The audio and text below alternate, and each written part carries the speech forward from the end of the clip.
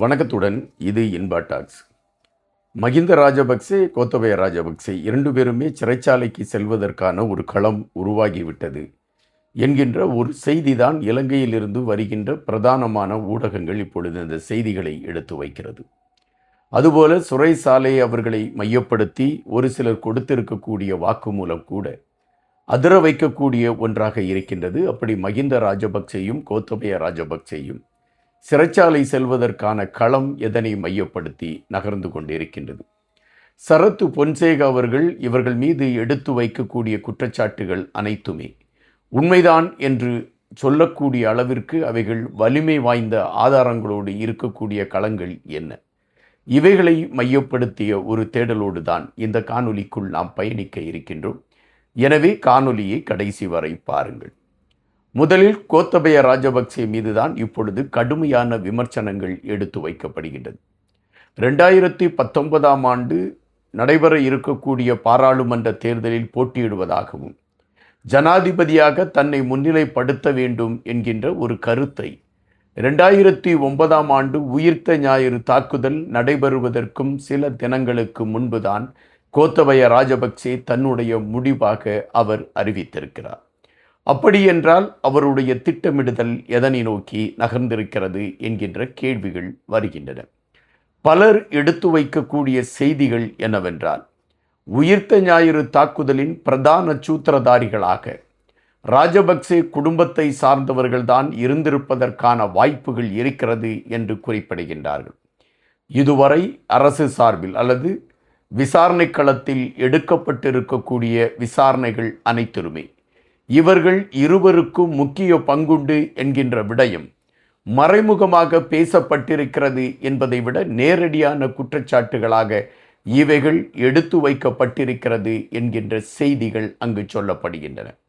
அப்படி என்றால் உயிர்த்த ஞாயிறு தாக்குதல் எதற்காக நடத்தப்பட்டது என்ற கேள்வி எழும்புகின்றது. 2019ஆம் ஆண்டு உயிர்த்த ஞாயிறு தாக்குதல் நடைபெறுகிறது. இதில் பல அப்பாவி பொதுமக்கள் மரணத்தை தழுவுகிறார்கள். இந்த உயிர்த்த ஞாயிறு தாக்குதலை யார் நடத்தியிருப்பார் என்கின்ற ஒரு செய்தி எடுத்து வைக்கப்பட்ட பொழுது பரபரப்பாக இஸ்லாம் சகோதரர்களை நோக்கி கரம் நீட்டப்பட்டது. இஸ்லாம் தீவிரவாத அமைப்புகள் தான் முனைப்புடன் நின்று இந்த உயிர்த்த ஞாயிறு தாக்குதலை நடத்தி முடித்திருக்கிறார்கள். அதுவும் குறிப்பாக சிறுபான்மை கிறிஸ்தவர்களை அழிக்க வேண்டும் என்கின்ற நிலைப்பாட்டில் மதம் சார்ந்த களத்தோடு தான் இந்த தாக்குதல் நடைபெற்றிருக்கிறது என்ற செய்திகள் எடுத்து வைக்கப்பட்டன. அப்படி என்றால் நாட்டில் இஸ்லாம் சகோதரர்களுக்கு எதிரான மனநிலையை மக்களிடம் உருவாக்க வேண்டும் என்கின்ற திட்டமிடுதல் அதன் பின்னணியில் இருந்ததாகத்தான் நமக்கு கிடைத்திருக்கக்கூடிய செய்திகள் எடுத்து வைக்கின்றன. தற்பொழுது இந்த விசாரணை களங்கள் முடுக்கிவிட்டப்பட்டு கொண்டு இருக்கின்றன. இந்த சூழலில் சிறைச்சாலையில் சில காலம் தண்டனையை பெற்றுவிட்டு வெளியே வந்திருக்கக்கூடிய கனகசபை தேவநேசன் என்கின்றவர் ஒரு கருத்தை பதிவிடுகின்றார்.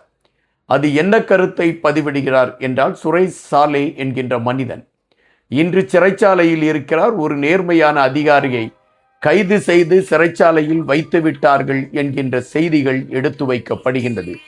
உண்மையிலே அப்படி ஒரு நிலைப்பாடுதான் எடுக்கப்பட்டதா என்கின்ற கேள்விகள் எடுத்து வைக்கப்படுகின்றன.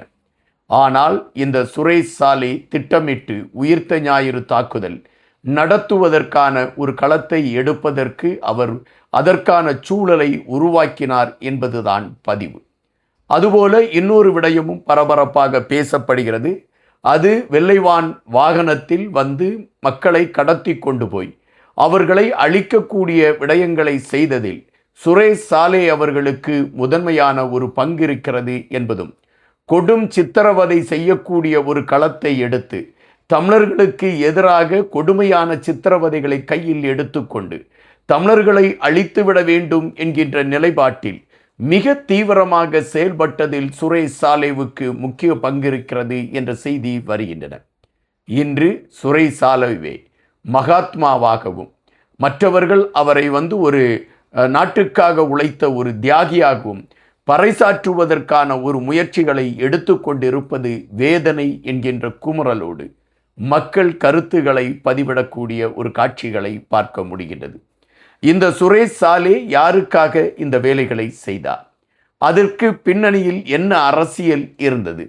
இதை குறித்து அரசு புரசலாக இந்த உயிர்த்த ஞாயிறு தாக்குதல் நடைபெற்ற அந்த நிமிடத்திலிருந்து பேசப்படுகின்ற செய்திகளாக இருப்பது இவைகள்தான். உயிர்த்த ஞாயிறு தாக்குதல் திட்டமிட்டு நடத்தப்பட்ட அரசியல் கொலைகள் என்றுதான் எடுத்து வைக்கிறார்கள். ஒரு சிலரை அடையாளப்படுத்துவதற்காக, ஒரு சிலரை முன்னிலைப்படுத்துவதற்காக அப்பாவி மக்களுடைய உயிர்கள் பறிக்கப்பட்டது என்பதுதான் நமக்கு கிடைத்திருக்கக்கூடிய செய்திகளாக இருந்தன. இந்த அப்பாவி மக்களுடைய உயிர்களை பறித்தால்தான் தன்னுடைய ஆட்சி அமைவதற்கான களம் அமையும் என்கின்ற திட்டமிடுதலோடு ஒரு குறிப்பிட்ட குடும்பத்தை சார்ந்தவர்கள் இந்த நகர்வுகளை எடுத்திருக்கிறார்கள் என்றும் அழுத்தமான சில கருத்துகள் பரிமாறப்பட்டு கொண்டு இருக்கின்றன.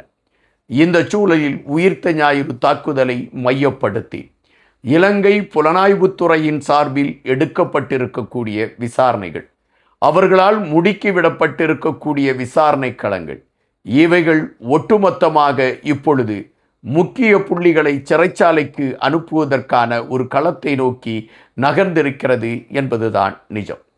இந்த சூழலில் இப்பொழுது சரத் பொன்சேகா அவர்கள் ஒரு தெளிவான ஒரு கருத்தை எடுத்து வைக்கிறார்.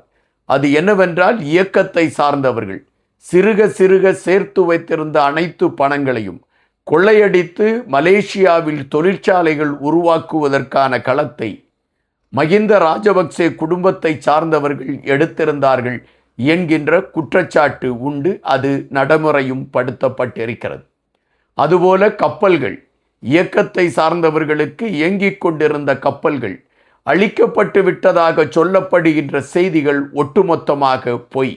அவைகள் அனைத்துமே வர்ணங்கள் மாற்றப்பட்டு மகிந்த ராஜபக்சேவுக்கும் கோத்தபய ராஜபக்சேவுக்கும் அவைகள் சொத்துக்களாக மாற்றப்பட்டிருக்கிறது என்கின்ற ஒரு செய்தியையும் சரத் பொன்சேகா அவர்கள் எடுத்து வைக்கிறார். அப்படியென்றால் இப்பொழுது ஒட்டுமொத்தமாக மொட்டு கட்சியின் முக்கிய தலைவர்கள் என்று அடையாளப்படுத்தப்பட்டவர்கள் மக்களுக்கு விரோதமான செயல்பாட்டுகளை எடுத்துக்கொண்டு பயணித்திருக்கிறார்கள் என்கின்ற விடயங்கள் தான் இப்பொழுது உறுதிப்படுத்தப்படுகின்றது.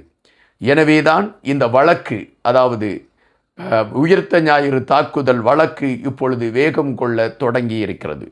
உண்மையிலே இஸ்லாமியர்கள் மீது திட்டமிட்டு பழிகள் கொண்டு வந்து சேர்க்கப்பட்டதா, கிறிஸ்தவர்களும் இஸ்லாமியர்களும் தாக்கிக் கொள்ளட்டும் என்கின்ற அடிப்படையில் மற்றவர்களிடம் ஒரு விதமான ஒரு பயத்தை உருவாக்கி அந்த பயத்தை தங்களுக்கு ஆதரவான களமாக மாற்றுவதற்கான முயற்சிகள் எடுக்கப்பட்டிருக்கிறதா என்கின்ற கேள்விகள் தான் இங்கு பிரதானமாக எழும்பி இருக்கின்றன.